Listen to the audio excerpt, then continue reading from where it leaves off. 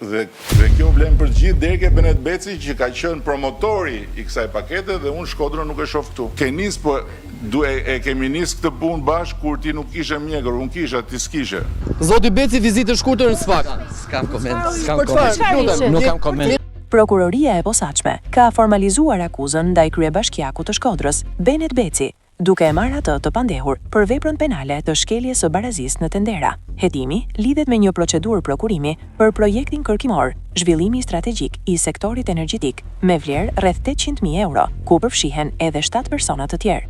Mes të akuzuarve është edhe Adela Ruko, bashkëshortja e ish drejtorit të ARSHS-s, Evis Berberi, si dhe Jonit Kazani, Edlira Mitrushi, Yll Kanishku, Rudin Gjoni dhe Premtim Dauti.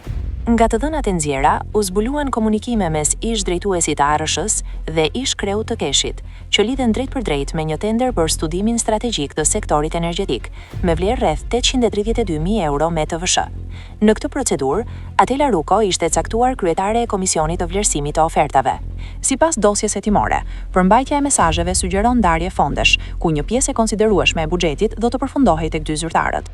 Tenderi u shpall nga Kesh në janar 2020 dhe në garë mori pjesë vetëm kompania Consulting and Management Albania SHPK, në pronësi të Ervis Miftari, e cila u shpall fituese me ofertë pothuajse sa fondi limit.